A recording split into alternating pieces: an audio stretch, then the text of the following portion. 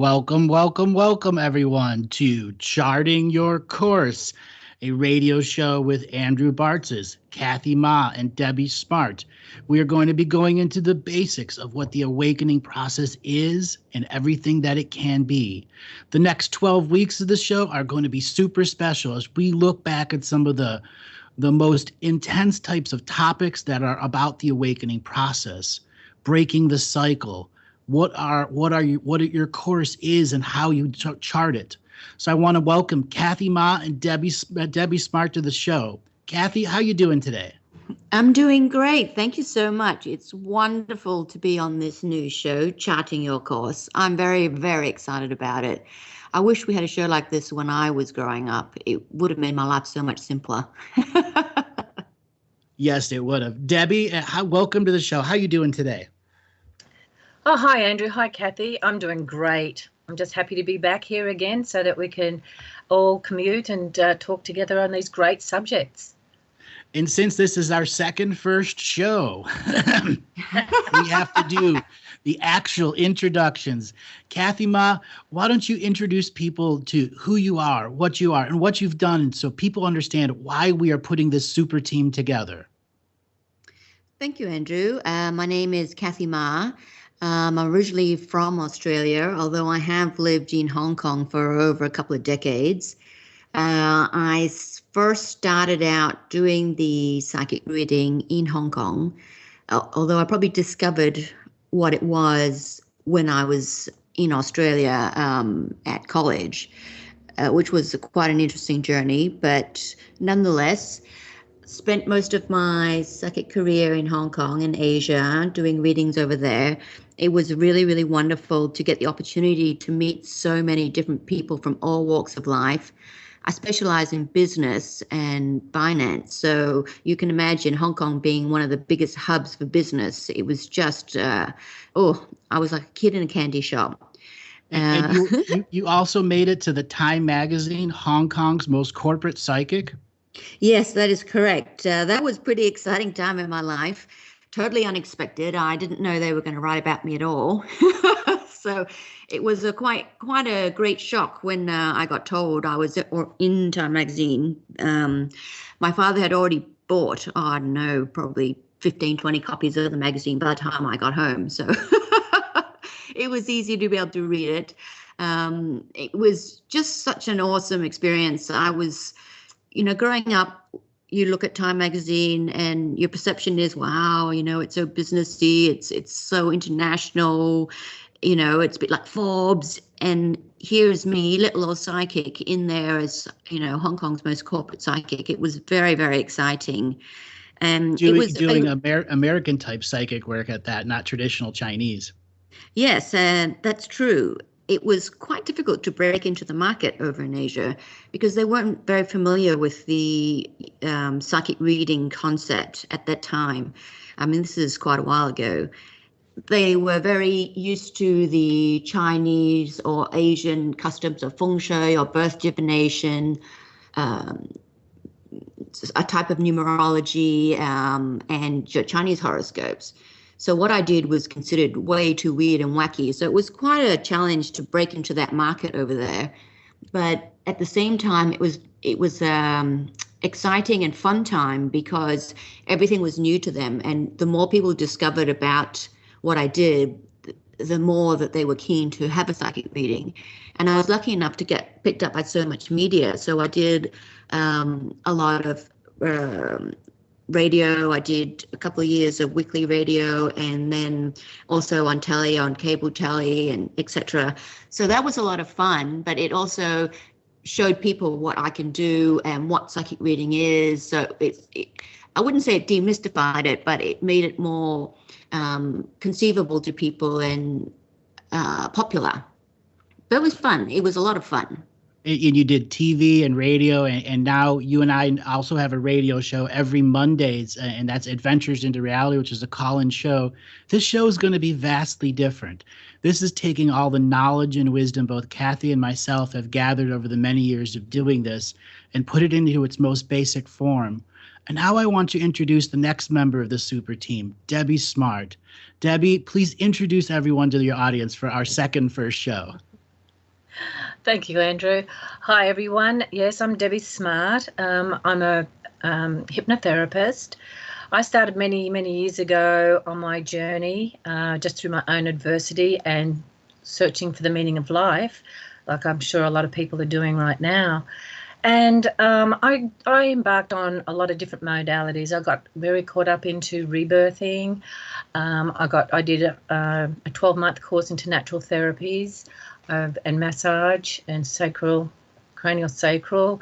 I went into quantum touch and matrix energetics, and there's a whole lot of different modalities that over the years, because you continue growing, you never stop. And I always like to add more tools to my to my repertoire here. So yes, I have had a lot of experience with people over the years with my rebirthing that took me even further to look into past life regression because of some of the experiences that I had with people that couldn't break through with their breathing technique and letting go. The only release that they got through rebirthing was the problems that they're associated with this lifetime. And after experiencing that and having a past life regression myself, I got to see that there's so many underlying issues that we bring through from other lifetimes. And that spurred me on to then go on to study past life regression and also just all the different types of hypnotherapy. I've done the advanced course and the master course in hypnotherapy, but it always fell back on my own intuitive way of handling it. So basically, that's where I'm at, Andrew. That's a special story. And Debbie, you're originally from Australia and you moved here to the United States? Yes, I did move over here. I basically came over here because I wanted to embark on a course and decided that I was going to come over for 2 years and study. And that's when I met my husband here and decided to, then I got married and decided to continue to live on here. My 2 daughters joined me and they're also on their spiritual journey. And I've been practicing here now probably over 20 years in the United States. Wonderful, wonderful. So Kathy, now my question to you, we are doing this show the next 12 weeks about the basics. Oftentimes we see people repeating the same broken cycle over and over again. What is the advice that you want to give people at the most basic level when they're trying to break these broken cycles they keep finding themselves repeating? Breaking the cycle is such a tough thing. In theory, it sounds so easy, but actually it's very tough. I'd say the first thing that is very important is being able to recognize that a cycle exists. And it sounds like it's easy to recognize when I say these words out loud, but in actual fact, it's very difficult to recognize. I mean, even myself, I've been in this perpetual cycle of different situations in my life and thought I would never fall into those kind of traps or scenarios yet. A couple of years later, you look at your life and you think, yes, so I did that. So it's recognizing it, taking ownership of it for yourself and without judgment, because whatever it was, it obviously worked for you at the time, or I guess in a way didn't work for you at the time. But in some way, you were perpetuating it for a certain reason. Once you can recognize it and take ownership of it, then you can forge ahead and think about ways to break the cycle. And depending what it is, sometimes it can be very simple few steps, sometimes it's very complicated. But being able to at least sit back and see it is the biggest part of the actual breaking of the cycle. Oftentimes these cycles are very subtle in our life. They are habit patterns that lead us to be morose, or other kinds of more subtle habit patterns that lead us into overeating or undereating, that cause more forms of depression or inner conversations and inner dialogues that never end. Debbie, what is your experience with helping people break the cycle? Oftentimes in your past life regressions, people have these somatic releases and are able to break the cycle in that moment. Yes, I've found some really, really I've experienced a lot of people that I've worked with go through and release these emotional blockages or these cycles, and their whole life changes. And the understanding where these blockages come from, our experiences at times, there's painful experiences, and I know that we've all been there. These get embedded into our cellular structure. It's what I call cellular memory. And a lot of our painful experiences this lifetime and many past lifetimes get embedded into our cellular structure. It can also build a wall around our heart, which disconnects us and makes us dysfunctional. And I found that with the technique that I use at the end of a past life regression is to actually address what was the lessons that you were meant to learn from this experience. How does that relate to your life today? And what was the lessons that these people chose to learn with you in that lifetime or in this lifetime? What's your soul's contract? What was your soul's purpose in that lifetime? And how come that and what is it that you brought into this lifetime that's locked in your cellular memory that we can release now? And I do a whole release, working with the higher self, with the subconscious mind, into bringing up these emotional stored memories that have been blocking and holding people back and creating all this dysfunctional in the families. And they have some major releases, emotional releases. There can be tears. Sometimes it's physical. Some people have, been carrying around this physical pain, which is negative energy that's been locked into the emotional body and into the cellular structure of areas where there may have been painful in past lives, might have been where they've been attacked or been in a war situation, where they've been killed, they've been burnt at the stake. These are all locked into cellular memory, and the modality I work with and the intuitive way that I work with this, I really get in tune with what's going on within the body, and I work with a way and a technique that can release it out of the body so that they can move forward in their life. And by being able to move forward in your life, you no longer are stuck in neutral. And so many people on the awakening process are stuck in this neutral state. And not neutrality to perception or sacred neutrality. They just don't know where to go. And they remain in like a car that's in neutral with the engine running. So many people new to the awakening process try to put the car into first gear, and they find that their transmission is broken or they have headlights out. Kathy, you and I, in many of our reading scenarios, find these people trying to gather motivation, gather strength. What are some of the advice that you'd like to give people who are truly trying to gather their momentum and their strength? I'd say the first thing would be have confidence that you can do it. I mean, it is hard for most people to break a cycle, but it is achievable. So when you have that despair feeling, thinking, oh, I'm going to change and what's going to happen, have the confidence that you can do it. You might not be able to do it on your own. You may need to help, get some outside help to help you do it, but it can be done. And it's worthwhile to try and do it, because what you can create for yourself later, the joy and the positive and the happiness that you can achieve from breaking the cycle is just so magnificent and so big that it's worth any amount of trouble and hassle and ill feeling and etc. It's one of those things where it's almost like ripping off a Band-Aid. We all know that's very difficult and hard to rip off a Band-Aid because we know it's going to hurt, especially when it's attached to all the hairs on our arm. And if you slowly rip at it, it just is painful, hair by hair.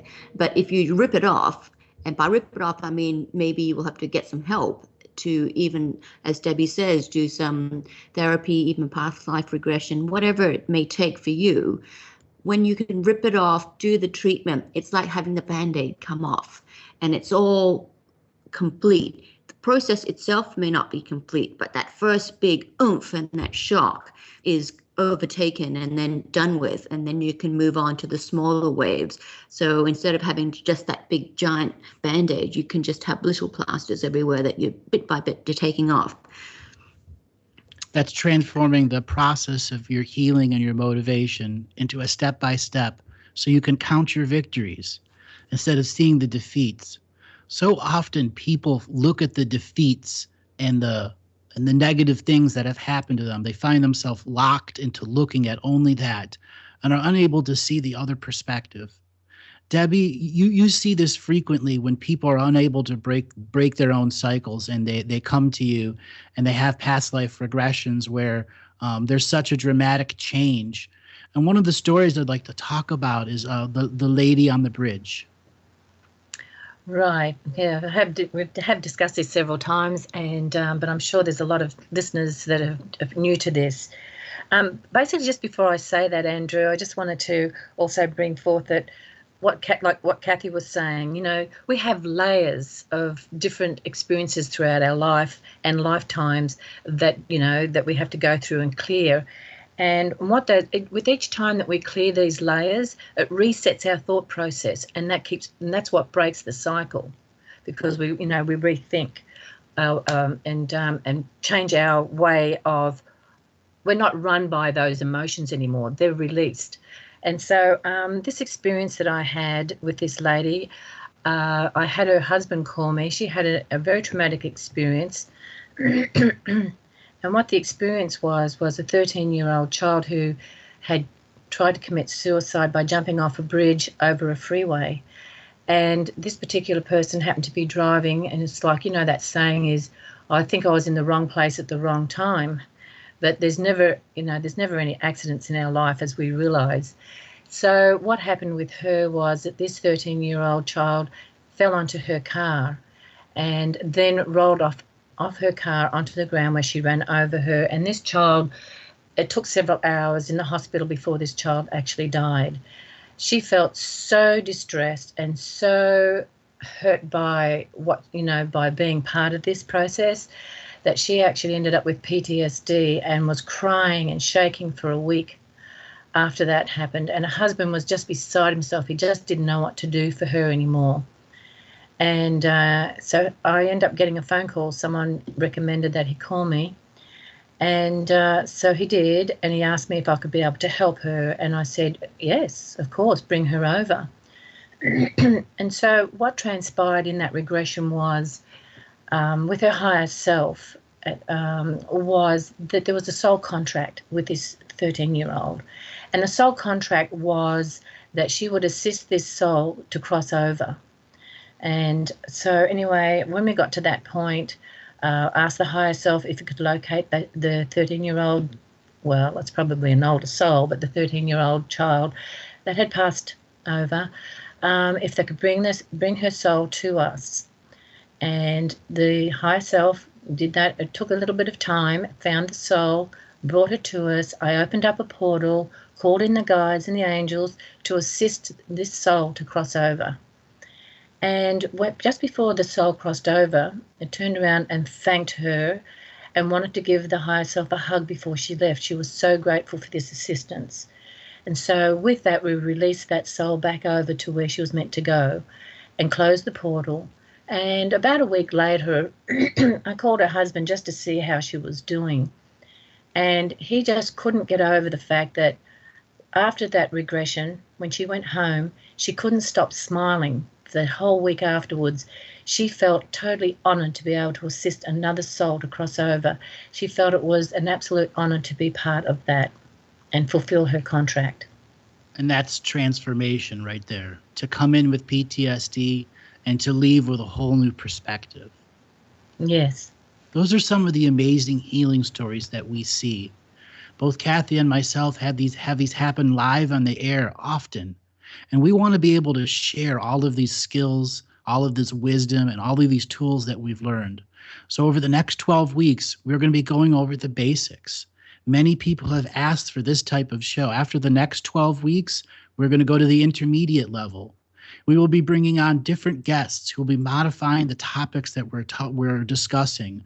We're going to be going through what it takes to be a sovereign I am being in the now, who has a connected dream world and knows that there's soul family out there waiting for you.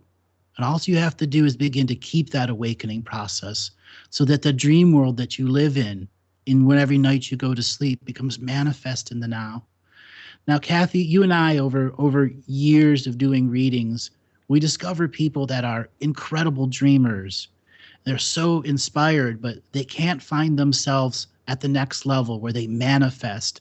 And oftentimes in your business sessions, you are dealing with people that are trying to truly get their motivation going. What is it that you have to tell them about motivation? Wow, motivation is a really big one out there if you want to do anything in life, really. To find that inner energy within yourself, to break the cycle of apathy is not always easy. And it's very easy to look at your what you envisage to see. No, that's not the right word. What you perceive to be insurmountable odds, sometimes are not. You very often just have to break it up into little bricks so that you can take little steps up rather than the one giant step. Finding the motivation and the energy to do it is another thing altogether. And as long as you are very highly focused on your goal, you know what you want. You're very clear on what you want. And when I say what you want, I don't mean like, I want to win the lotto, I want $1 million. Not that kind of what you want, but more, I want to take my business to this level. I just even want to do my business plan so that I can open up a business in 12 months' time. Whatever those goals are, you set them, you give yourself some time limits, and you start to think about your time management and how you're going to achieve these goals over the time to hit your calendar goal. And just by doing that and cutting up the days, cutting up the weeks, it's very motivating to be able to see what you can achieve week by week, day by day, year by year. And that in itself also excites you and infuses you with energy to have that motivation. Because once you get that motivation energy going, it then becomes just a question of how do you maintain it. And maintaining motivation is much easier than to get motivated in the first place. And I think we all know that, like we've all been to school, had tests, we know that the test is coming, we're supposed to study for it, and we've left it to the last minute, of course, as usual, and then we have to study all night to try and pass the test. But how different would life have looked for most of us who have done that in the past, to be able to actually sit down and say, you know what, I have 6 weeks. In this 6 weeks, every day I must read this much, I must achieve this much. And so by the time my exam comes over, that night, actually I can go to bed early. And it comes down to a basic example like this that you can apply to your bigger life, like business and finance. It sounds like a simple task, but actually at the time when you're immersed in it with your thought process of that time, it is very difficult to find the motivation. But when you dangle your own carrot in front of yourself, you can really get going. It's just a question of whether or not you find the right carrot to dangle in front of yourself. Exactly, that right carrot to dangle right in front of yourself. Debbie, I bring the same question to you about motivation. Yes, Andrew. What I find motivates me is also, getting hold of a really how-to good book, looking at other examples of how people have succeeded in their life. One thing for me that I did early days, I've got a hold of a couple of books that really, really inspired me, and I learned about affirmations and how the power of the spoken word could really move the quantum field and make things happen. I also did a vision board where I could focus on, like Kathy said, you need to look at what you want in your life and where you want to go in your life and set your goals. And then when setting your goals, I found pictures and made a vision board for myself of what I wanted to achieve and where I wanted to be within 12 months. Like every New Year's Eve, people say that they make up, that they set their intention for the year. I find that setting your intent is what brings things about. We know that our thoughts really affect the quantum field. So how do we motivate ourselves? We set an intention, we set our goals, we look at what we want to step into. A lot of my clients that I've worked with go, I know I have a soul's purpose, I just don't know what it is. You need to look at what your gifts are, what's holding you back. Sit down and write a list. What are the things I'd like to do? what are the pros and the cons? You know, where do I feel negative in my life? Where do I feel I've got blockages where I can't move forward? And sometimes, and this is where we look to other people to help us, like Kathy, you, Andrew, and myself. We have different gifts that we all bring to the table that people can utilize so that they can open up their mind, and we can look in and perceive of where their blocks are and what they need to do to move forward. And once they understand they can move forward, they're no longer stuck in that trap of doubt and self-doubt. Now, Kathy, you know self-doubt because we experience it all the time in the radio shows. What is your advice for dealing with doubt? Self-doubt is insidious. Once it gets going, it's all the what ifs, I shoulda, coulda, woulda. It can really creep up and just overwhelm you if you don't keep an eye on it. The one thing I always find that works for me when I have self-doubt is I just have to divorce myself from the situation, just sit back and think about what it is that's going on, what it is that I want to achieve, and right now the path that I'm embarking on, where is this going to lead me? And if I look at the path and it shows me that things are spiraling out of control, my self-esteem is at risk of going down, if it's invading my life in a negative way in terms of all sorts of energy, then I would just stop, take a breath, and if need be, just stop. It's one of the hardest things to do is to stop. Stop and then ask for help. That is also very difficult. And sometimes you don't have anyone around you that you can talk to, like possibly, physically there is no one around you, or the people that are around you don't understand the types of things you're going through, especially if it's on a spiritual journey of some type. And in that case, then use the internet, because whether or not you find the answer, you will find other people that are also going through doubt, self-doubt, lowering of self-esteem, and just finding out that there are other people like you at the same moment in time is in some way comforting and motivates you to bring yourself out of it. When you're also in self-doubt, it's a perfect time to call on your best friends or your mum or dad, as long as they're very supportive of you.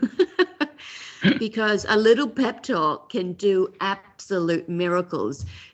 This is a time where you're thinking, you know what, my mum was right. But just hearing that voice and the offer of, some maybe even inconsequential advice is comforting enough to bring you back, wake you back up, and then propel yourself forward again. Because when you allow self-doubt to keep taking you over day by day, it will lead to worst case scenarios. So the moment you can recognize it and get a handle on it, stop, ask for help or look for help, or at least just take a breather and then go on again. Because if you don't keep these little basic things, it'll just keep getting worse and worse.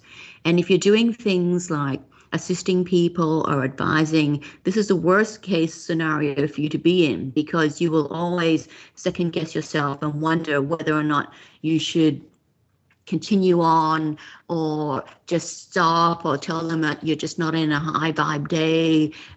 All those range of things are not in the fabulous. So stop, take a break. Honesty sometimes is really the best, well, actually all the time pretty much, it is the best policy, because people are very understanding. They don't need to know all the details, but at least if you tell them, they have an opportunity to help you with it, or at least back off for a little while you regather yourself. And once you're able to regather yourself and actually take stock of what's going on in your life, you can begin to question where the source of doubt in yourself came. Debbie, I want to bring the same question to you. What do you have to add to helping people break doubt? I know we all go through it, just like Kathy said. And I know, when I'm second guessing myself, or, things are things that are happening in my life, I just feel like I'm really am fortunate that I do have some good people and really good friends that I can turn to. But a lot of the time also there's so many things on the internet now too that can inspire you and bring you back to more of a balanced way of thinking. I just think that, and also when I have a lot of stuff going on, I find going into that quiet stillness within my mind and, connecting with my higher self and asking, what is this trying to show me? Because everything happens is a reflection of to what we need to address and look at. And, we all have stuff happening in our lives all the time because that's how we grow. That's part of our evolution. It's just the difference is between how we react or act. And so, I just find that there's so many different ways that we can deal with it, but we all have to look at what is going to serve us the best in our situation. And yes, close friends, families, I find sometimes are not quite as understanding because they know you so well that, I think they've got preconceived ideas of what you should be doing sometimes that just isn't in your best, what you feel is not in your best spiritual interest. Because my mother's very religious, so I wouldn't turn to her if I was having some spiritual. She doesn't believe in reincarnation or anything like that. So if I'm going through a bit of a thing, I can't really turn to her, but I can turn to my spiritual friends. So yeah, we all go through self-doubt, and there is a lot out there that we can do and we can turn to. And we got affirmations, we've got revocations, we've got, a lot of information. Andrew, on your website, there's some great stuff there that people can read just to inspire themselves. Yes, they can. They can go to andrewbartzis.com, BARTZIS.com. So, Kathy, my next question to you now is, so many people that are new to the awakening spirits get caught in shame, blame, and guilt. Whether it's internal, them shaming themselves, guilty of something, etc., or it's external. What advice do you have for those people that are struggling with shame, blame, and guilt? Shame, blame, and guilt. It's a tough one. I think we all fall to those emotions many times throughout our life.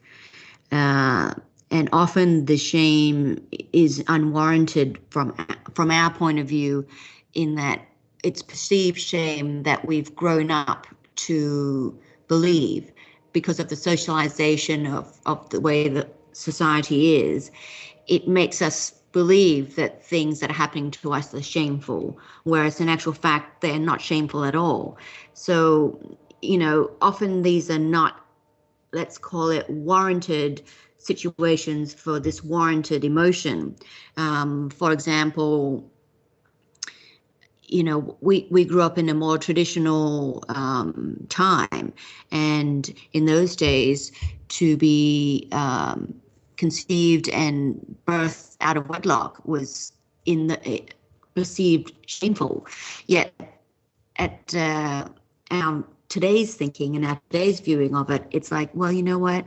It was a joyous birth. It is the celebration of a life and a human being. It's irrelevant whether or not the parents were married, if you know where the father is. And for that matter, adoption, all this stuff. I mean, 20, 30, 40 years ago, these were all very hot topics which really made people feel shame. When you look at it now and you realize that it is nothing shameful about it, you start to really see that shame, blame, guilt, these emotions are all things that have been given to us throughout the generations, throughout the ancestry, and not necessarily something that we have brought upon ourselves, so to speak.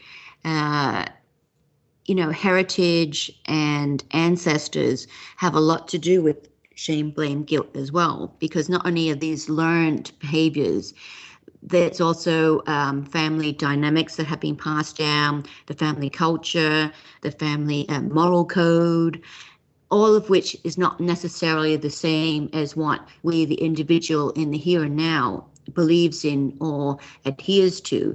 but we're still subject to all these feelings and emotions, which are very antiquated in many cases. So how do we cope with that?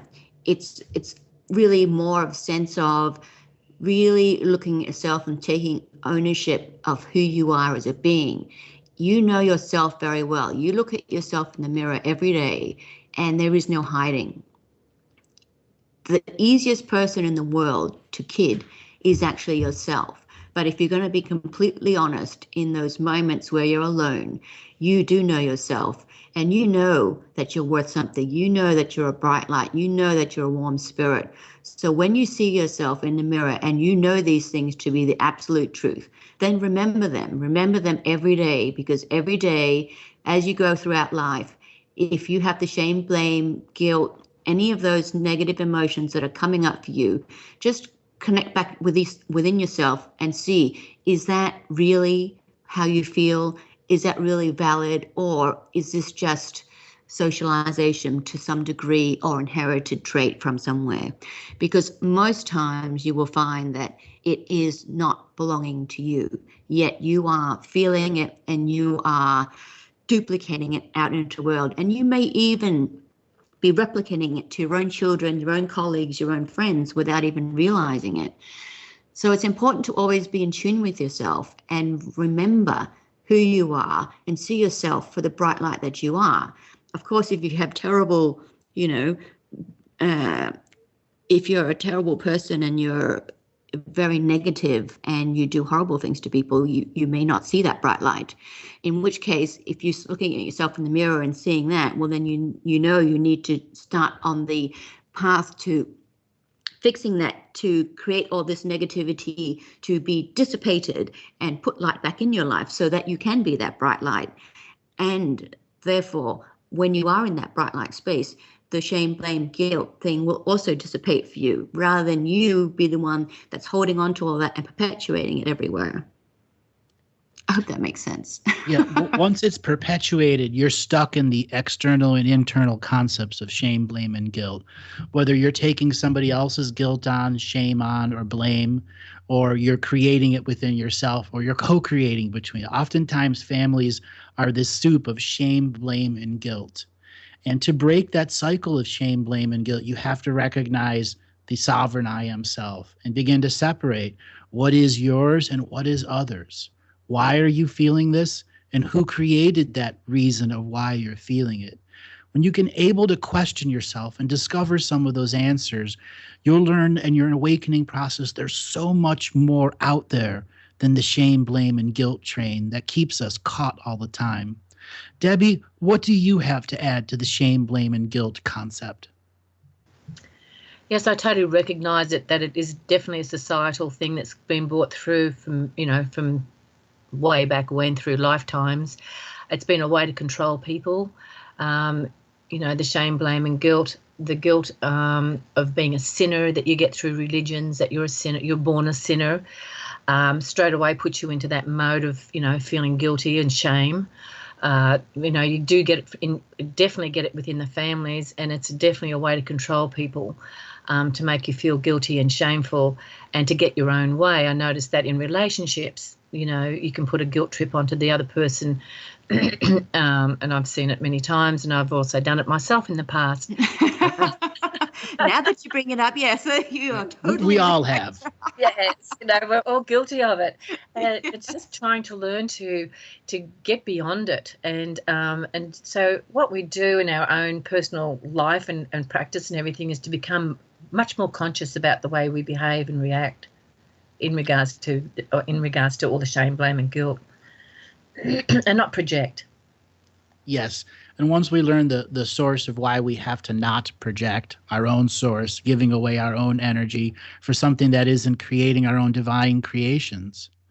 So many people new to the path are so new to their soul that it's almost like their arms and legs don't work right. Their body doesn't work right. Kathy, what do you have for advice for people on grounding to get their arms and legs and their brain to work right when all the chemistry is making them crazy? Well, grounding is of the utmost importance in any situation, and it should be practiced every day, morning, noon, and night, so to speak. It's grounding is one of those things that when you are doing it or you have done it and you are becoming very grounded, you will notice a huge change with everything that you do in life, and even the things that knock you off skelter. For example, if you were very grounded and you're in a very crowded space and people come up like in the street and just bump into you, you would virtually not notice them, or you would notice them enough to give them, not a dirty look, but a get out of my space look. If you are not grounded, people knock into you, you would just turn, not stumble, but giving them a dirty look wouldn't even occur to you, purely because you're in the, oh, wow, let's see what happened. Did I just knock into him? When definitely it wasn't you. So that's just to name an example of what grounding can do for you. But when you are very, very grounded, you will find that things really, really make sense for you. You can focus on things, your clarity is very strong, and you can tackle any challenge that comes with you with quite a level head.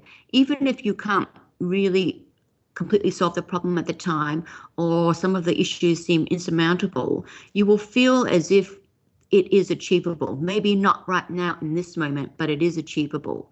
And the best way to ground yourself, or not the best, let's say in today's world, with such a busy lifestyle and not that much privacy all the time, and you're on a tight budget, some of the easiest ways to ground yourself would be burning sage, of course. If you can't access sage, or it's going to be too weird for you to be burning sage, let's say in your work environment, you could try the essential oil of sage.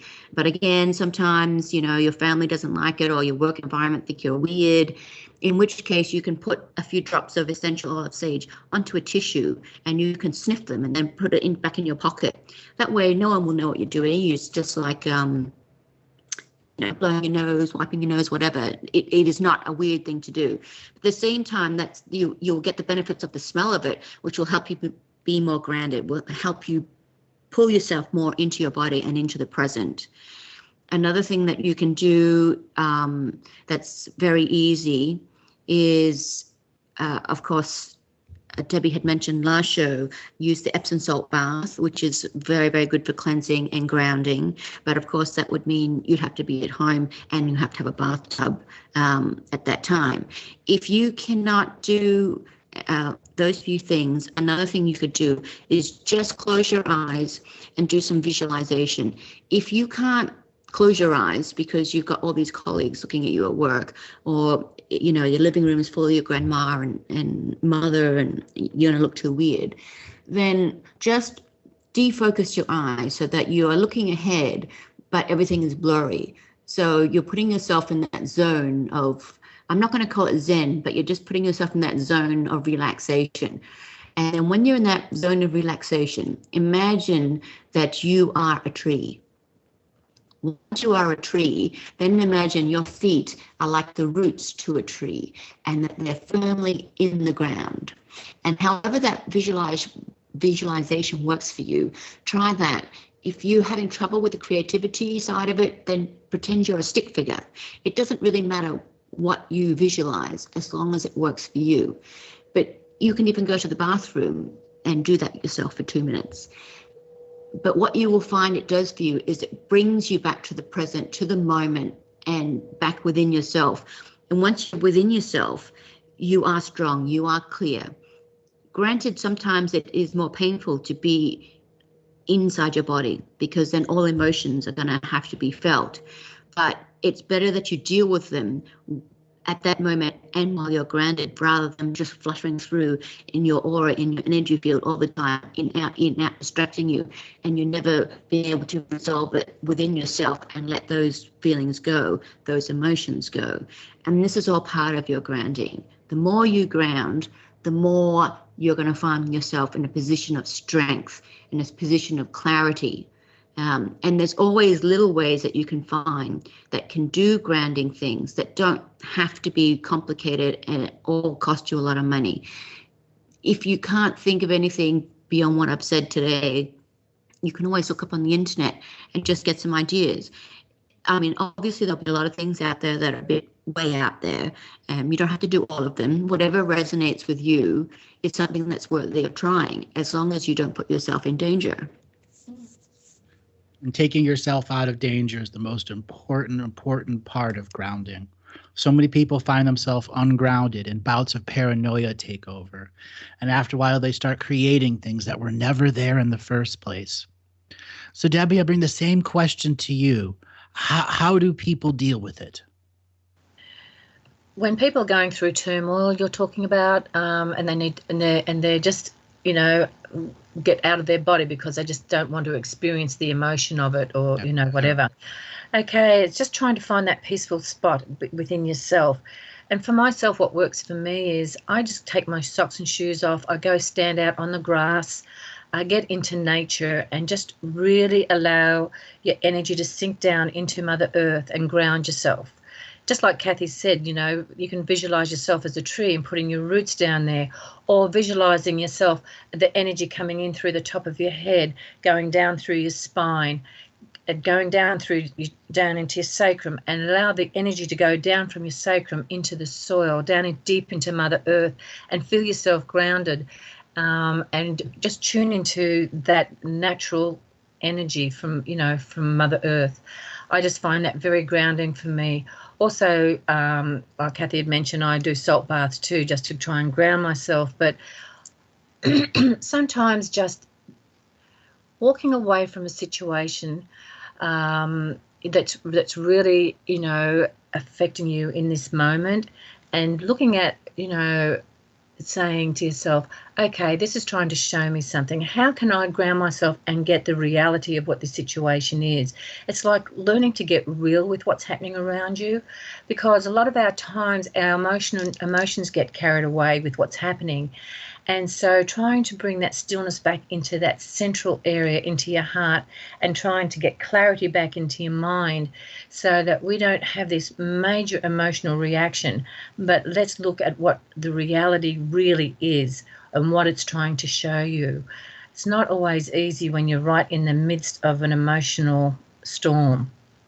And that's why I find that, if I'm right in the midst of some big emotional storm myself, that's when I go find out and sit down on the grass, lean my back up against a tree, just smell nature and just allow myself to calm down and say, how can I be authentic and be real in this situation without going overboard? Do I really have to retaliate to the situation, or do I have to react?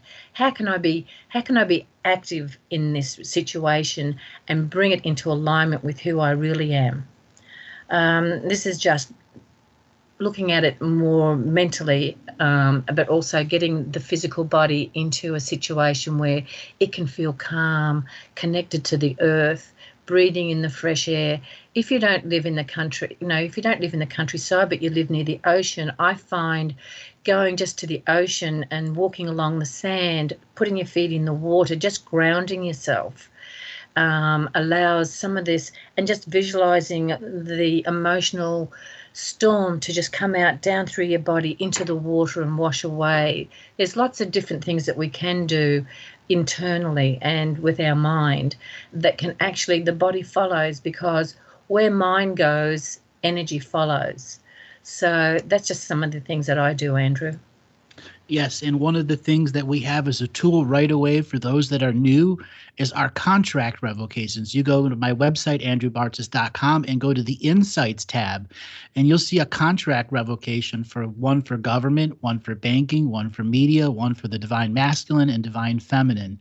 And each of these are an affirmation, prayer, and contract revocation that are designed to give you a moment of sacred energy so you can claim your space again, to eliminate doubt, to set up proper boundaries so that you can have inner concepts that aren't infringed upon by others. Kathy, what do you have to say about boundaries? Boundaries. I love them. I love boundaries because I hate it when people cross into my boundaries. That's what I really mean about boundaries. I think that some boundaries are necessary because we need to be able to have our own personal space.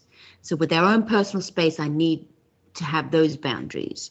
But when you talk about, let's say, societal boundaries, and some of our hierarchical ones that come down through time with our ancestors, I think, in my view, a lot of those should just be put. They're not really of much use.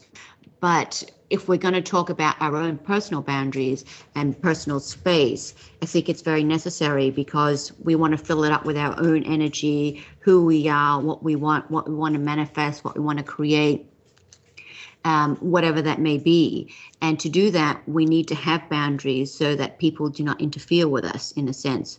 Of course, when you're in a family or a relationship, there will be commingling of boundaries in terms of energy or a space, purely because of the close proximity that we'll have physically with people. And in that sense, I guess I don't mean to have the boundaries there to exclude them from that. It's more about being able to be in your own space and your own creative energy, so that you can create other things for yourself that are solely you.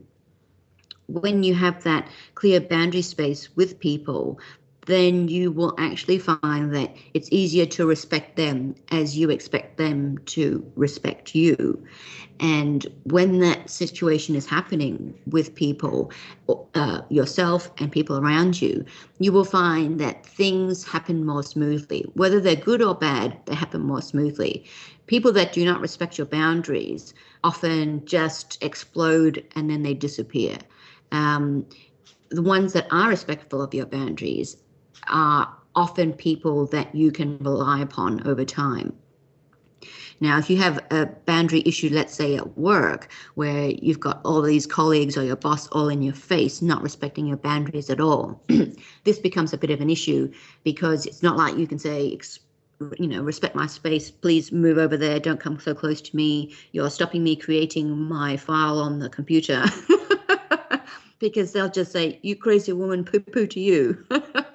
In that case, what you want to do is to protect your own boundaries is deflect other people's energy back to them.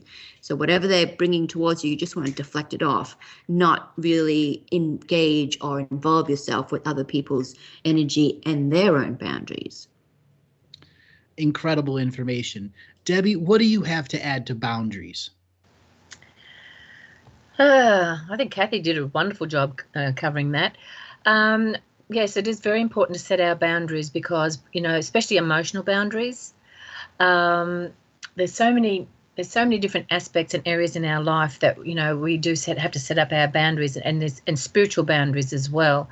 And also, one of the things that I do, even in my own home, is I set up an energetic boundary with, the crystals that I have around my house. Some of the pendants that I wear is an energetic boundary that I set up, so that nobody can, cross into my energy field and create any negative, what would I say, energy towards me. Because, some people, they're very unconscious of it, but there's a lot of people who do have anger issues, that when they throw those across and cross that boundary, and they want to go into blame and throw some guilt, shame, blame and guilt at you, it's very hard to deflect. And so it's really trying to set up your own personal boundaries is really an art, I think. And, and I think also in family relationships, your family get to really know what you will put up with and what you won't, emotionally, spiritually, physically.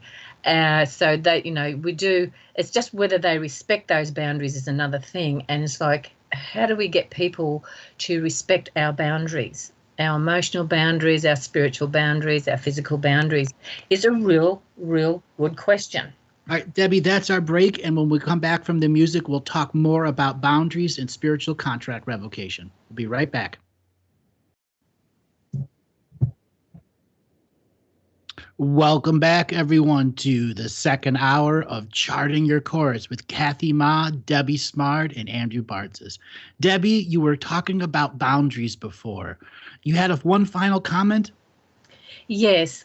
People aren't mind readers. And so, a lot of our friends and acquaintances don't know what our boundaries are. And so the only other thing that I'd like to, make a comment on is that sometimes we have to verbally set our boundaries, and learning to do this in a really nice, unoffensive way to our friends. They just, get to, you can express yourself and saying, I really don't appreciate you turning up on my door at midnight or calling me at 6 o'clock in the morning when I want to sleep in. These are sort of little boundaries that we can set verbally, but we can do it in a nice, graceful way. So that was just the last comment that I needed to make on that. That's good.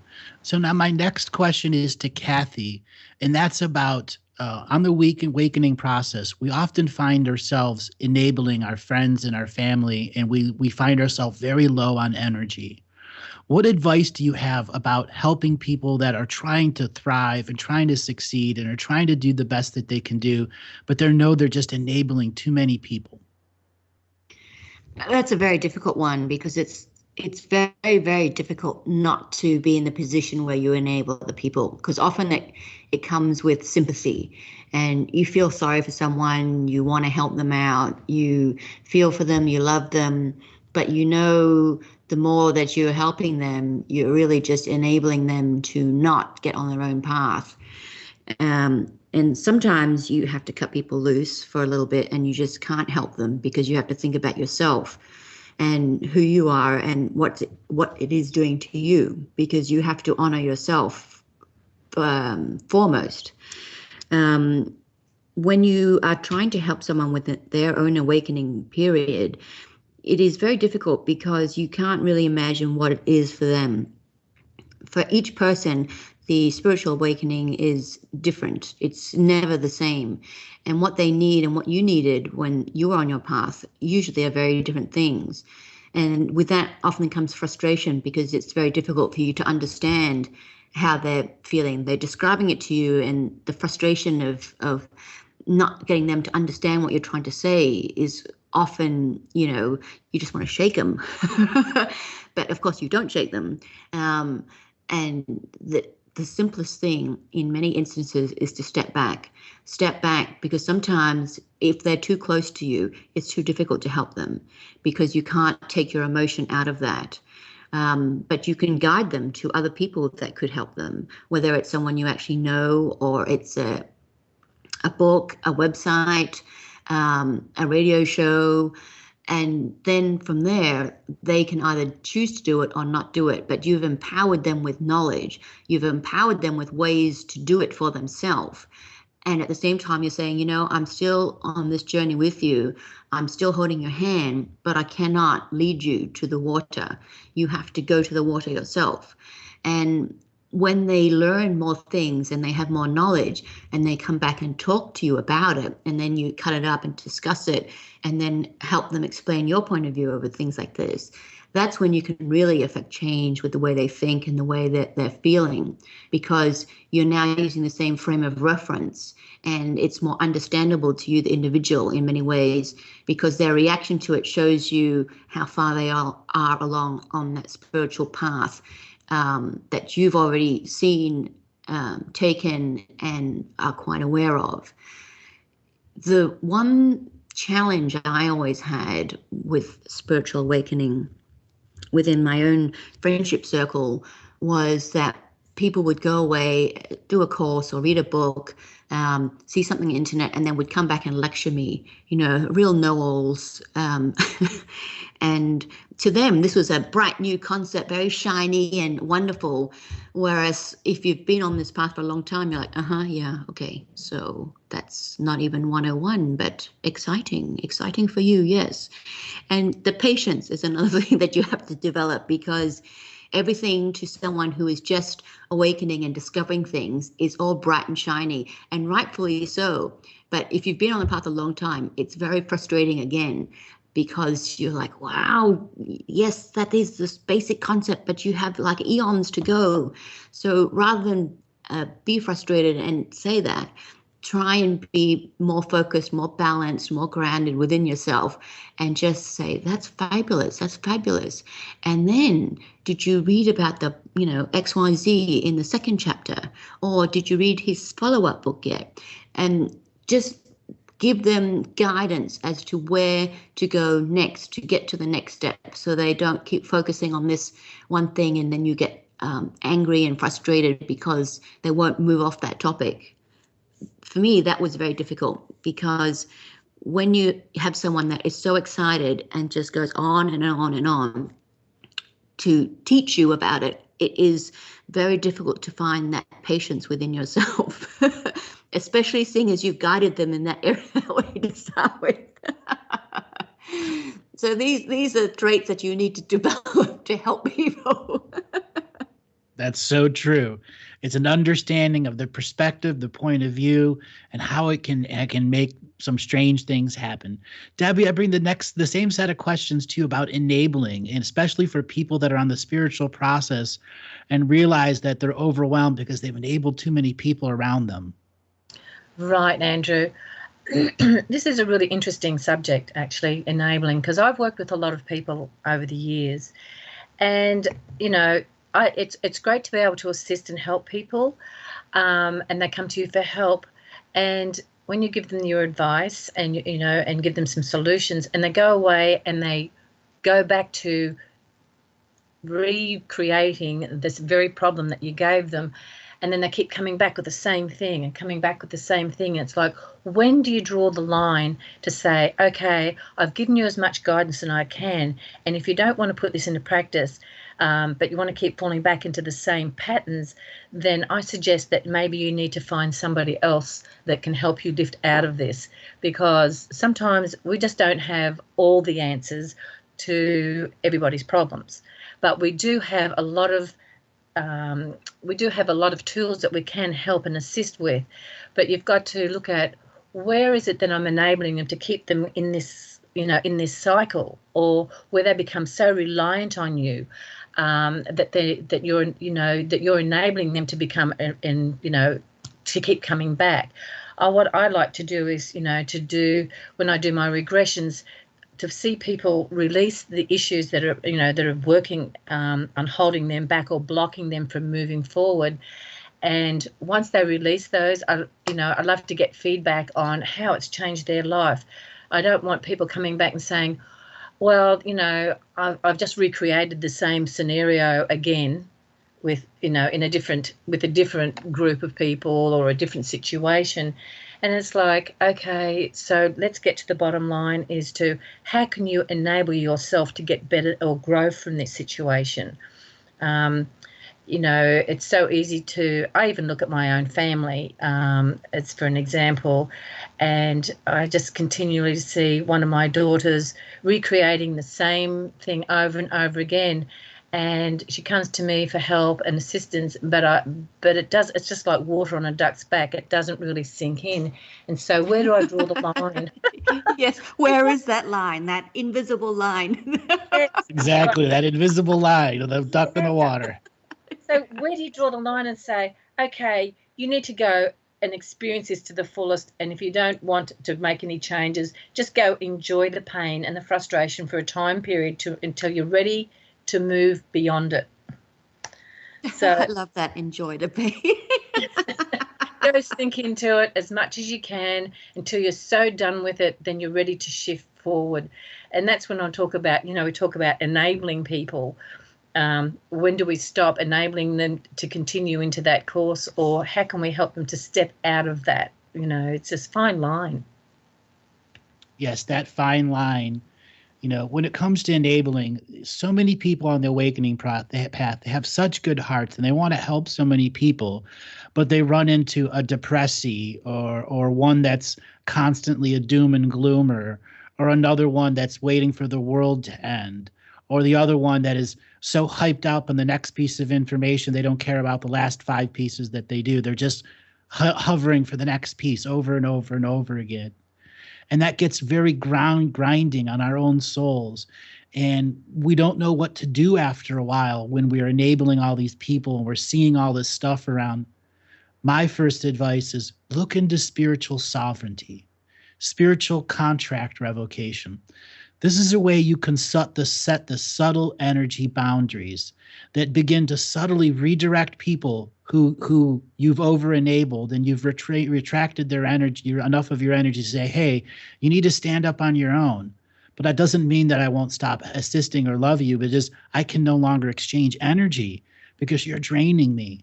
That is another perspective that the contract revocation brings. It allows you to be in charge of your energy and how it's exchanged between people. So often we discover this term exchange for energy. One person does this for another person to do this. Kathy, I want to bring back to you, what is proper exchange of energy between family members and friends, and how would you describe it as healthy, as opposed to the unhealthy way of so many cultures that's out there?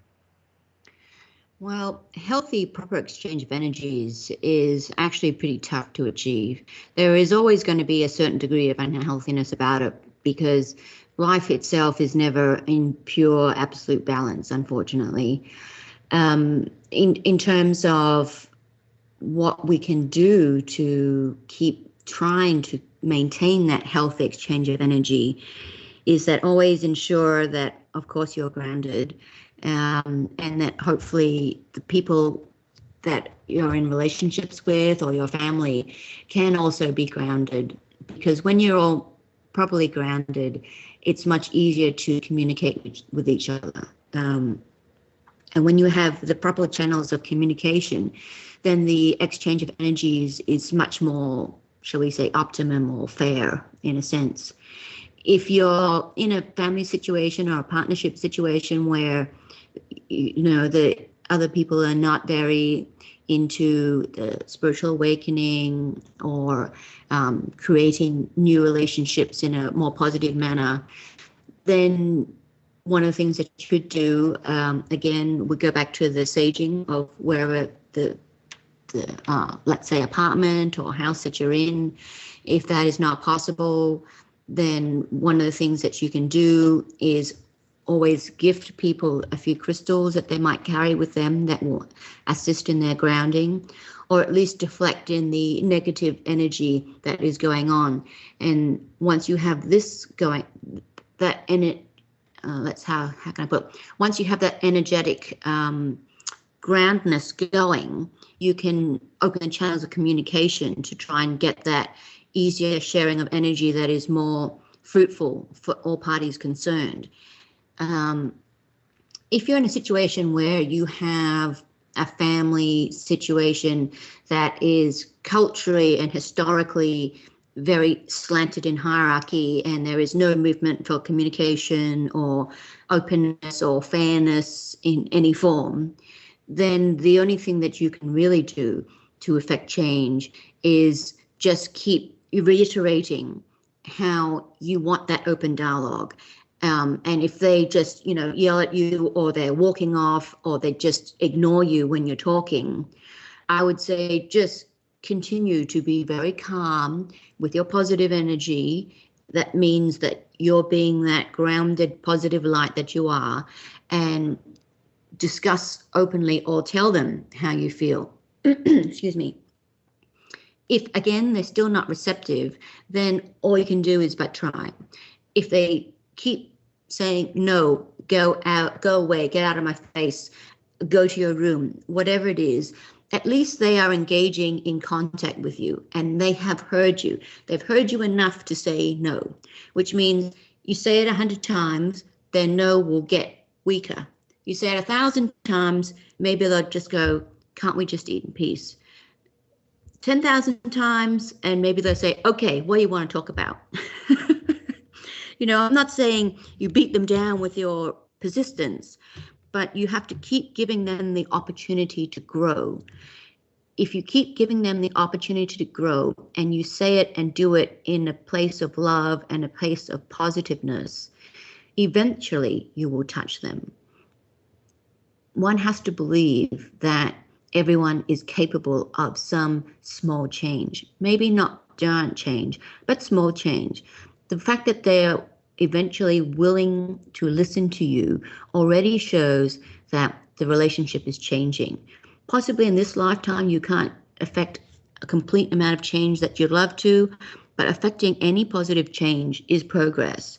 And that's all you really can do when it comes to family and friends, especially ones that are really steeped in tradition. And the ones that are really steeped in tradition are the hardest ones to get a fair energy exchange from. Oftentimes it's a patriarch dominated society and the women are left with the least amount of energy. Debbie, I want to bring the same question to you. What layers do you have to add? I find especially, in relationships, when we're looking for exchange of energy, because of the hierarchical order that, it's been embedded in our genetic line, ancestral lines for eons, and especially looking from a woman's perspective, find that, a lot of the relationships, like the men have, it's really hard to get a fair energy exchange because of attitudes that, the men are the dominant or whatever it is. You've got to be very, to find a proper energy balance, because this is what throws a lot of relationships into a spin, is when one wants to dominate the other, and there's not a fair flow of energy exchange. And, when I was doing conflict resolution course years and years and years ago, they were talking about the best in a relationship for a true balanced energy exchange is out of 100%, each person has 40%, and you allow the 20% in the middle for negotiation to bring balance back. But this is not an easy thing to do in life. It's something that you really consciously have to work at, and you have to have a partner or a friend in friendships and in families that are willing to meet you at the table in a fair exchange where there's room for mediation. If you've got one person basically, and we all experience this all the time, that feels that they're more entitled to hold the floor more than you do, and they're more, I don't know, they're maybe a bit stronger emotionally and mentally, and feel that they can bully you around. There's not a fair exchange in that friendship. Or some people I find, I had a friend who was quite self-absorbed and quite selfish, and yet had a really big heart in a lot of other areas. But it was very difficult when it came to certain things to negotiate a balance. And this is where, when you're going through when you're going through your spiritual growth, and you're dealing with people who aren't on a spiritual level at the same as you, it's up to you to find the balance and be able to converse with them and try and open up the communication to bring about some sort of balance, or bring to their mind, say, okay, look, I really get what you're trying to say or what you're trying to do, but can we both look at this in a more balanced way so that we both get a win-win out of this situation instead of just one person winning.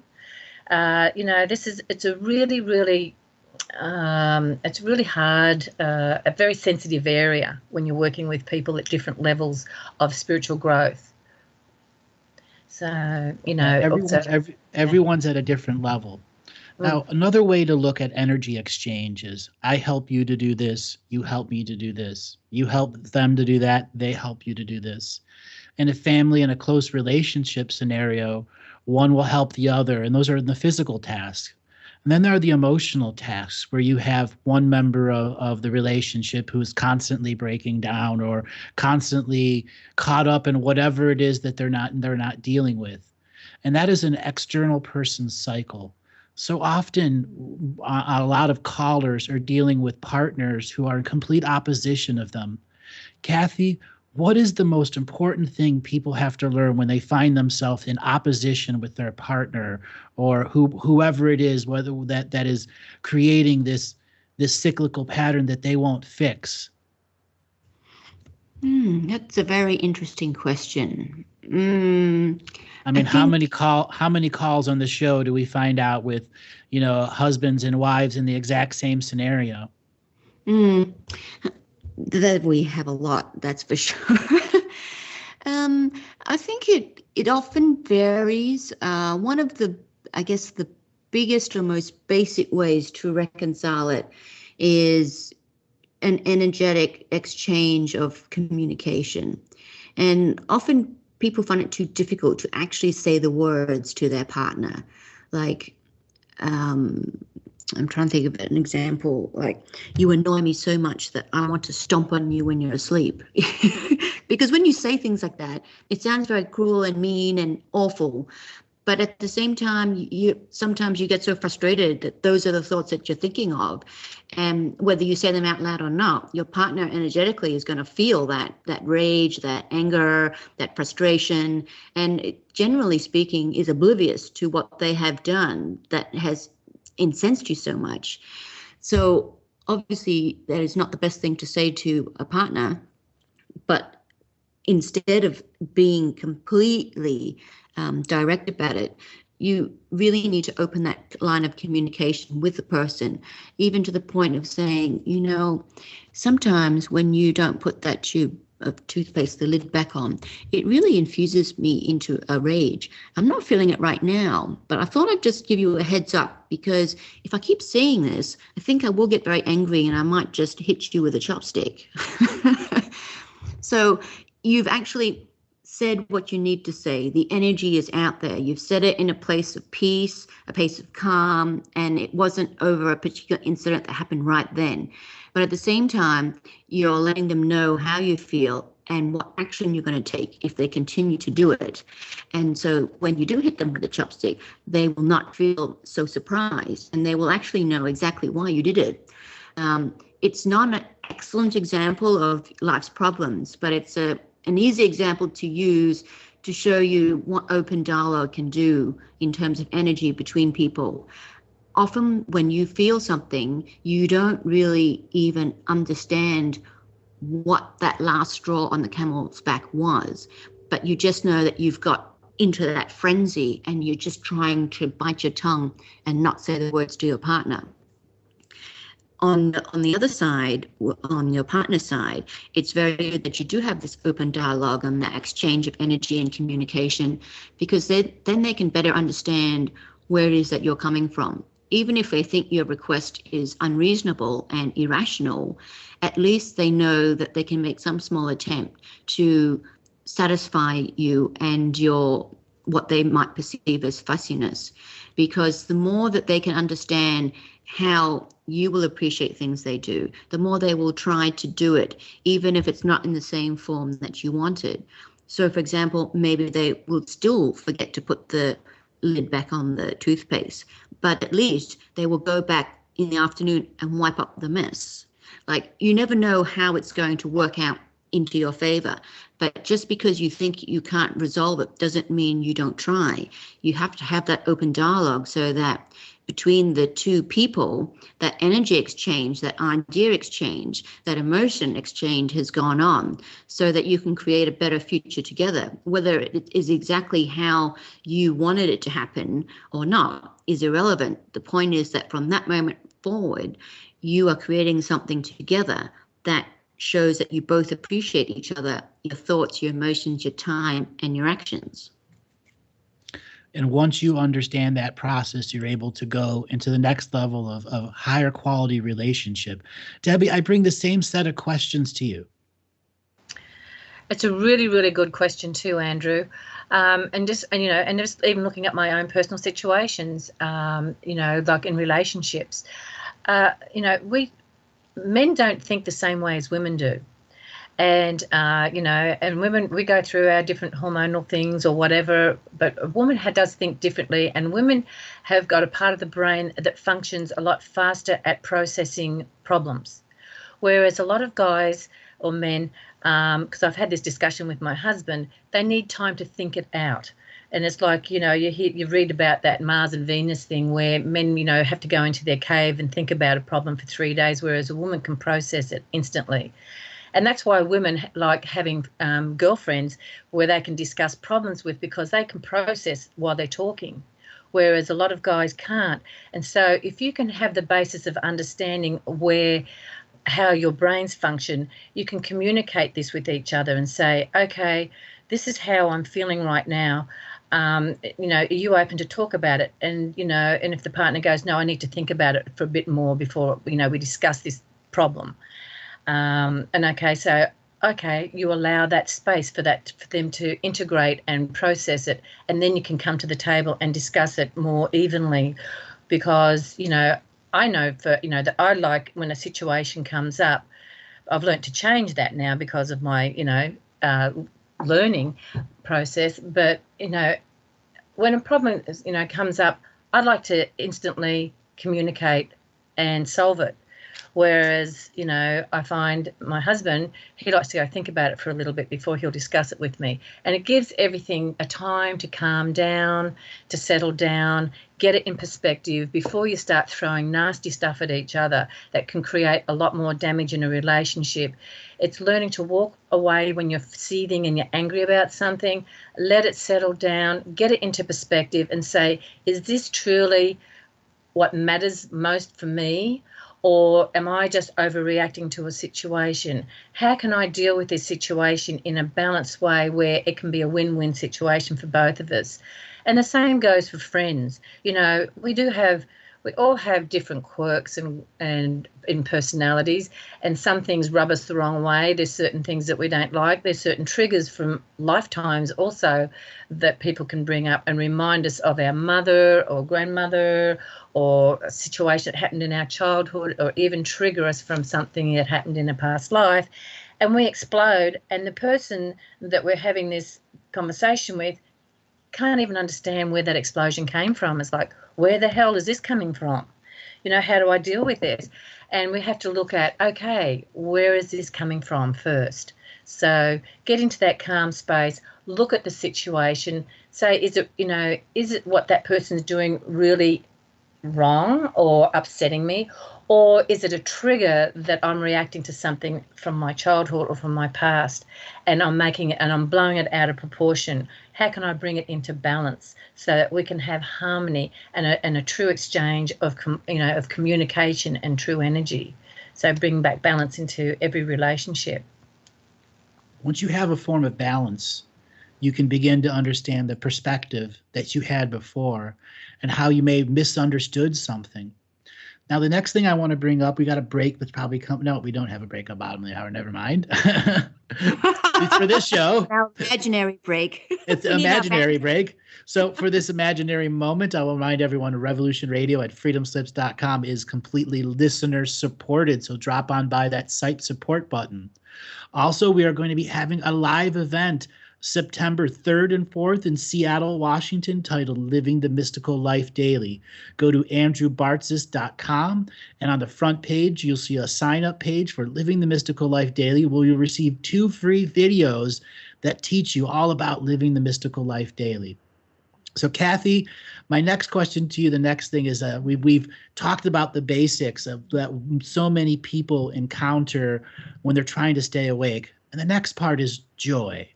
What do we do as psychics for us, and what advice do we have at co-creating joy and creating joy in your life?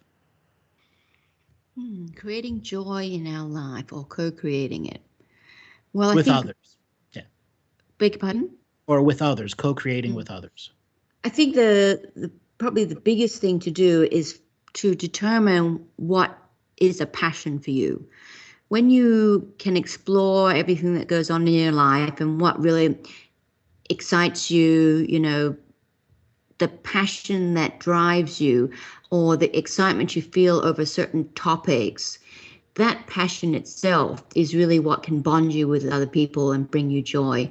Because when you speak with passion, when you act with passion, and by passion I don't mean sexual passion, just that pure, whoa, I love this passion, then you can find joy. I mean, absolutely so many levels of joy within it, because once you discover that joy, you also find the different levels of joy that are inside joy.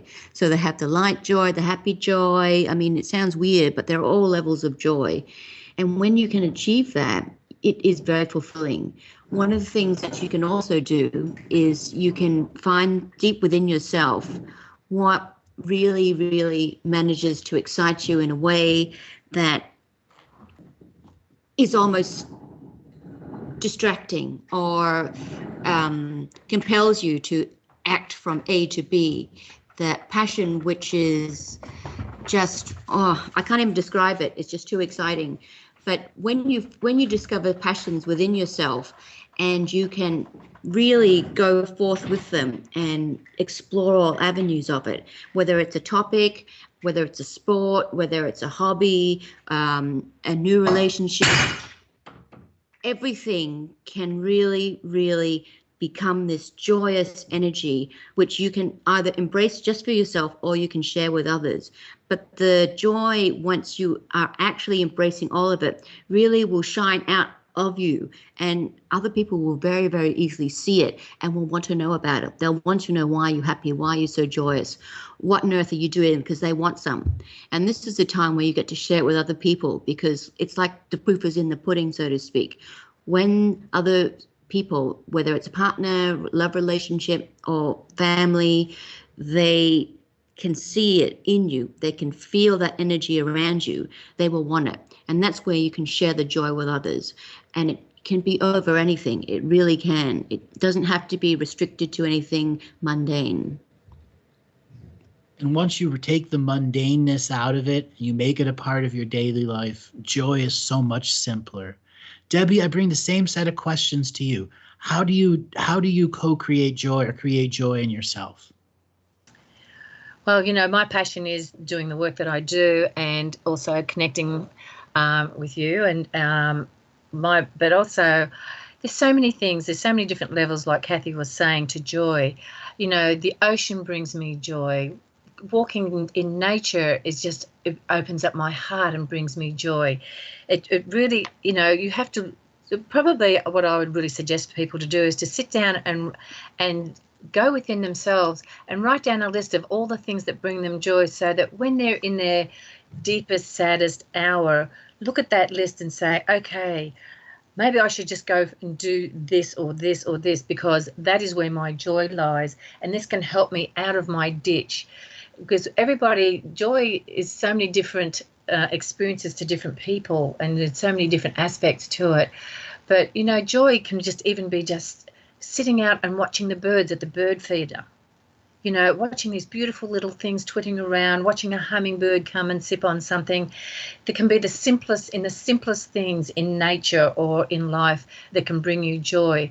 It's just that you have to work out what it is for you that's going to create that, and to inspire yourself to step into those areas that bring you joy and take you out of and into sadness.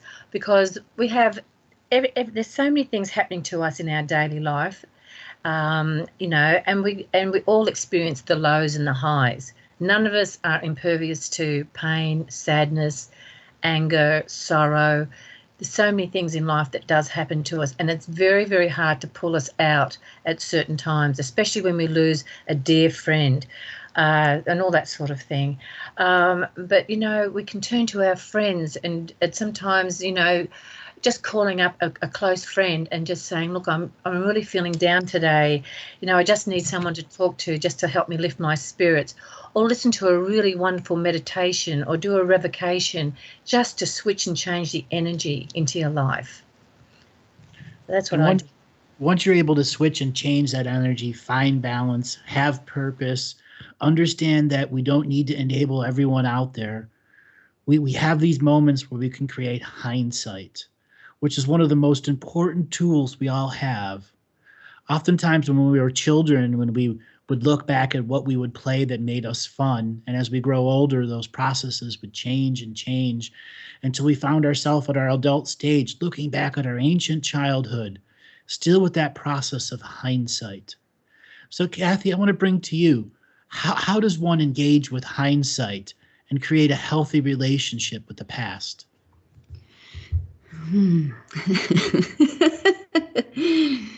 I think one gains hindsight merely by being aware of what's going on.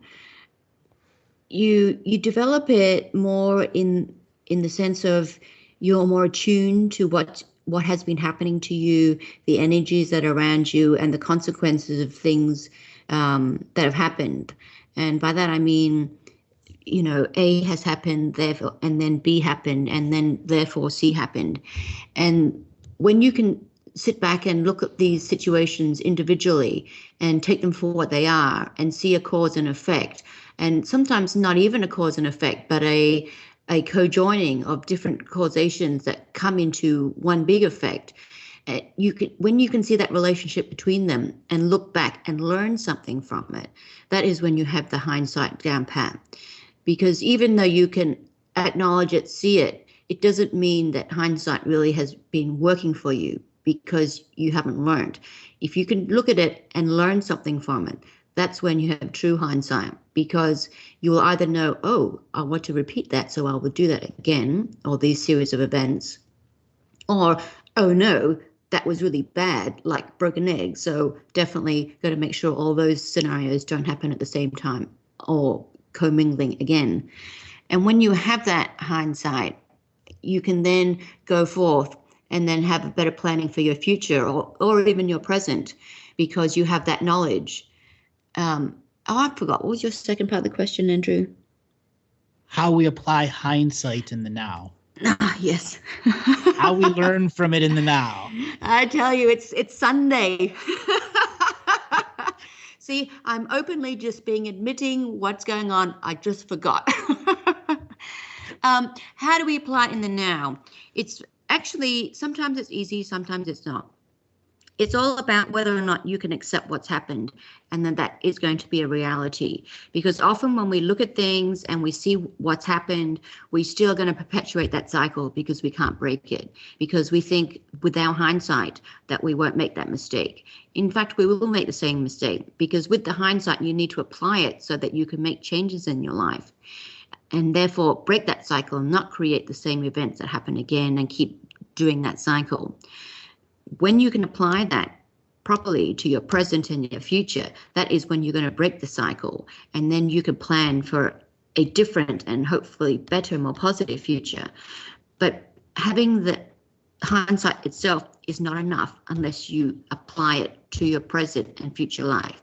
So the application of it is how you integrate it into your life, that you've taken that lesson, you've learned it, and you're trying to apply the new principle into your new life. Well, new, let's call it current and future life. And that is a way of synthesizing hindsight and creating foresight at the same time. Yes, that's a very good way to put it. Once you learn that synthesis process of hindsight and foresight, of learning in the now, and then reflecting on the moments that you learn, you make a gradual process out of the state of despair or whatever other state of being you're in, so you can have a more elevated perspective. Debbie, I bring the same sets of questions to hindsight to you. How do you apply it in the now, and how do you use hindsight? That's an amazing question. And Kathy, I think you covered it beautifully. The wonderful thing about, being able to reflect back on our past experiences and in hindsight and to learn from them is our growth. And that's all part of our evolutionary process, is to grow from our, from our experiences, whether they are mistakes or it's something that we did that was fantastic. And so, in that hindsight, looking at saying, well, I did this and it worked out perfectly. So now I can implicate and, and put it into my life because I know that this process works. And going back into hindsight, looking over to relationships or things that we've done in the past that brought us a lot of pain and sorrow or a lot of hardship, going back into hindsight on that and saying, what was I meant to learn from that is not to do it again. Basically, to move forward from it and to grow from it and to become stronger from it. And, you got that saying is, what doesn't kill you makes you stronger. And so the great thing about hindsight. I love that. It's so true, isn't it? But we can grow from it and learn from it, even if it was painful, and we can move forward. And because when we make a change and implicate these changes into our life, we also change our future. And so, that's I think hindsight is such a wonderful thing that we do need to incorporate every day. Absolutely. One of the most important things to understand with hindsight is you have to look back on those moments of change or moments of identity so that you can process it. the most effective tools, the most effective tool in hindsight is journaling. You have often heard me say, if you're not journaling, you're faking it. When I mean faking it, you're not truly there, present, using hindsight, recording it in such a way that you can go back and look at the list of your victories. This is what I call counting your victories. It is something that everyone should do every month. Look back upon their life, the victories that they've created, so that they can transform whatever morose or darkness energies around them into the beauty of the previous victories, so they can once again walk into contrast, have evolution, and not find themselves under control of some other concept or perspective that is limiting them. So one of the last topics I want to bring up here is expectation. You know, so many people come into scenarios with expectation and their expectations aren't met. All things break down. Kathy, you and I, in so many of our reading scenarios, you have a set of expectations, you know, with whether it's, you know, in relationships, in business, whatever it is, you know, people create these expectations, but oftentimes don't truly understand how they affect their reality. That's so true. I mean, expectations really do rule us to a large degree. And the sooner that you understand that expectations are really, what is the word, a journey downhill, the better off you are. And by that, I don't mean that you should have no expectations, but you have to reevaluate all your expectations of situations and people and think about whether or not they're realistic, or is it just things that you want, not necessarily what you should be expecting from people.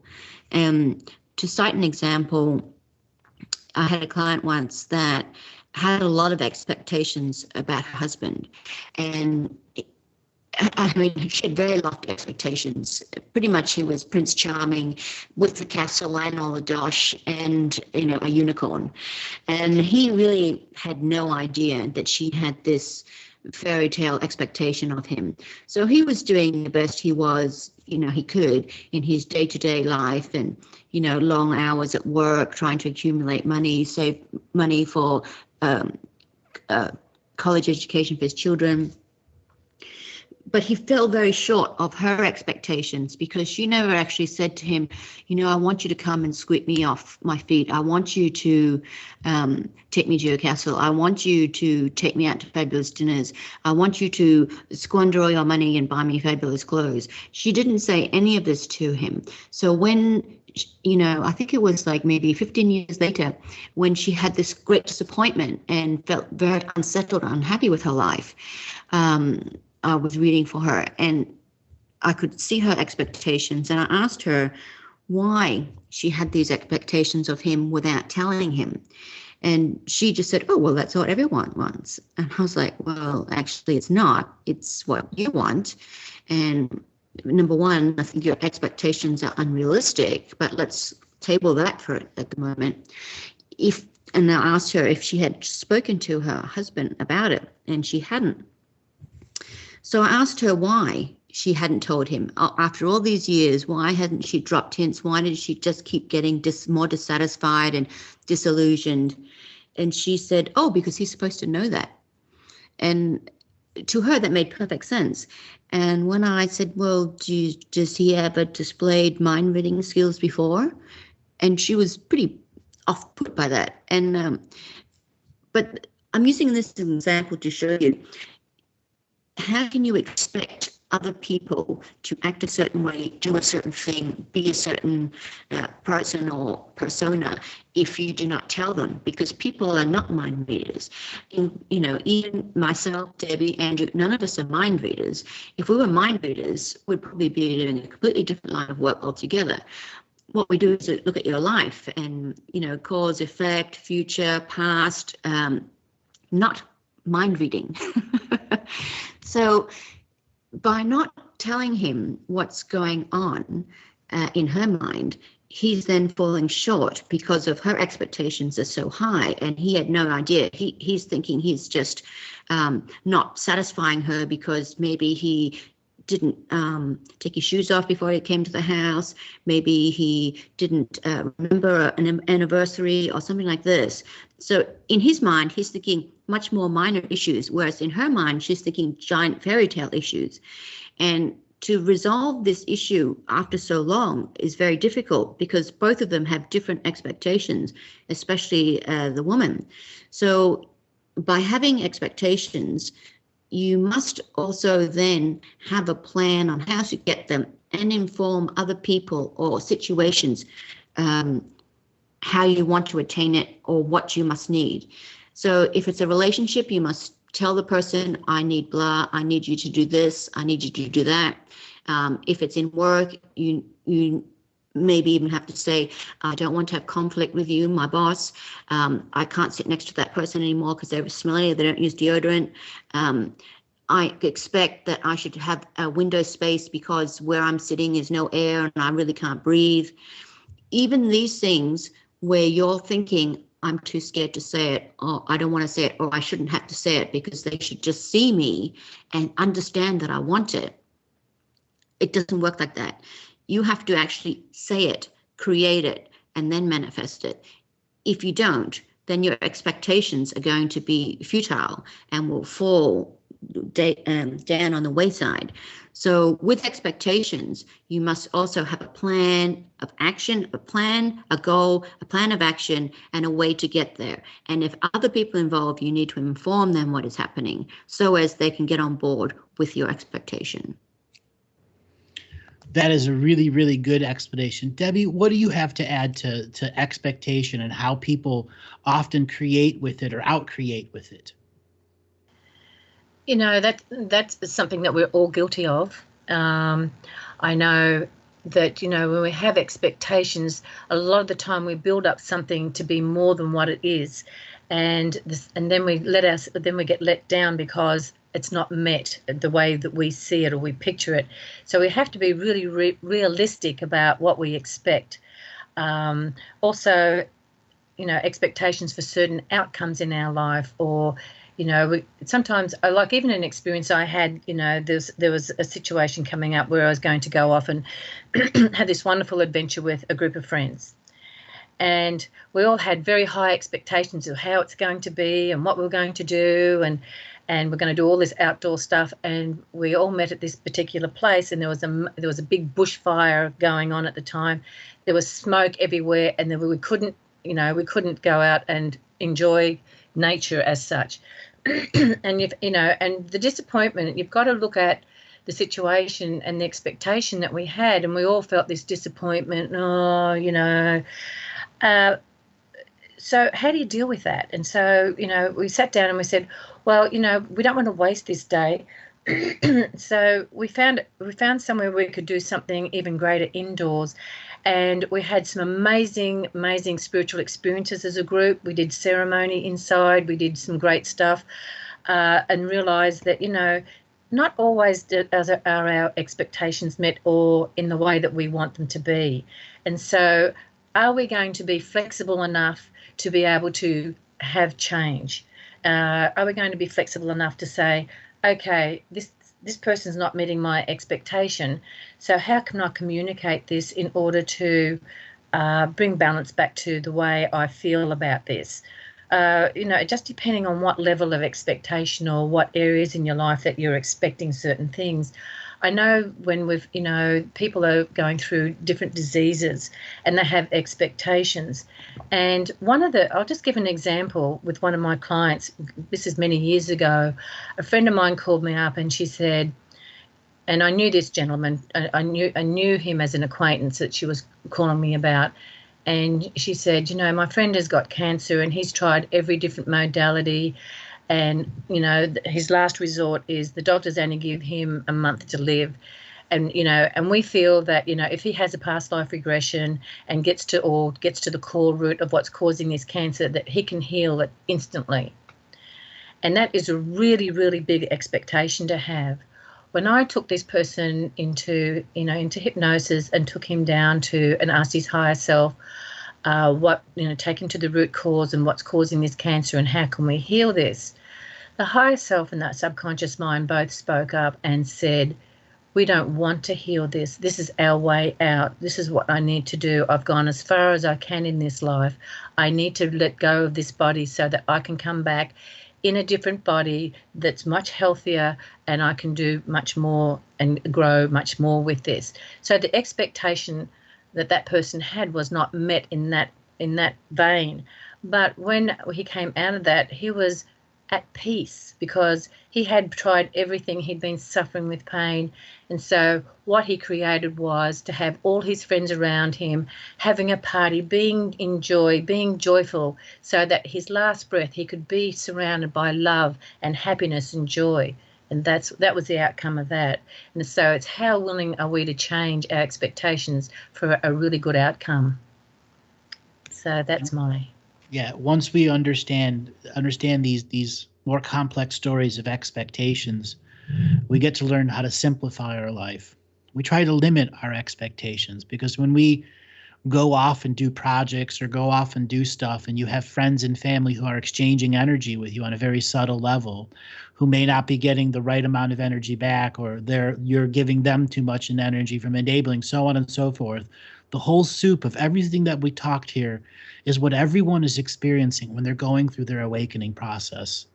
In this show, Charting Your Course is to help people see that this is a massive soup with a potato over there, a boiled carrot over there, a hunk of meat over there, spices all throughout it. A great analogy. A chopstick fork in the forehead. An expectation that the soup is spicy and it's not. We all have these expectations, and when we let expectations rule our life, we lose so much of our life. We end expectations by going into ourselves. Each night we go to sleep, and each morning we go awake, and we tell ourselves, I clear my expectations of others, and I allow others' expectations of me be cleared also. Because we cannot have proper exchange of energy when we don't really know what people are trying to do. We're all not mind readers. If we were, this world wouldn't be the way that it is. We must allow ourselves to have that heart-to-heart communication with our individuated friends and family who might be in some form of opposition to you. If you're unable to create that time, this is where ceremony can come into a great perception, assisting you at neutralizing whatever charge that you might have in yourself related to whoever else is out there, or to the situation that your awakening is in. So many people come into fear right away. They're afraid the world's going to end. They're afraid of this. They're afraid of that. And all they're doing is afraid, afraid, afraid. And that's that cycle we talked about at the very beginning. The common thread throughout all these questions here was breaking the cycle. No matter how the question was asked, no matter how it was perceived, it's still about breaking a cycle of repetition that is not allowing the higher self and the self itself here in the now to grow. We all must allow these moments of contrast and exploration. For without contrast and exploration, we find our growth stunted and unable to co-create with the divine source within, limited on our introspection and retrospection because we have not written about our experience. So any final words from Debbie or Kathy? Final words. Well, there is something I want to say. Remember, everyone, you can get a private session with Andrew, Debbie, or myself by contacting Tanoch at galactichistorian.com. That's TENOCH. And we'll be able to get to the bottom of your issues and help you see a better way ahead. So go ahead and contact Tanoch at galactichistorian.com. And also, if you have time, go and check out Debbie's website. That's innerdimensionhypnotherapy.net. And of course, always look at Andrew's website, andrewbartzis.com. Well, thank you very much, Kathy. You are welcome. Debbie, any last words? I just want to say thank you, everybody, for being here today. This is a really powerful, session, and just want to encourage everybody to actually go to your website, look at Living the Mystical Life Daily videos. They're so amazing also to help you with some tools to get you on the road as well. and know that we're all available for helping anybody that needs any extra help to open them up and move them through and help them with their growth. And you'll also be able to catch us this coming Monday, 2 to 4 Eastern Time on Revolution Radio at freedomslips.com. We want to remind everyone, Revolution Radio is a listener-supported station, so stop on by that site support button. And in these final 2 moments, I want to remind people that there are soul family out there, people that you are so connected to that they're just a greater part of your existence. When I first started the Galactic Historian, one of the most important topics that I talked about was soul family, describing what it is and how hard it is to actually find that. We are coming into the time of the galactic central plane where we are crossing through that great unknowingness of the next level. And this is where a greater energy is revealed to discover who those right and perfect people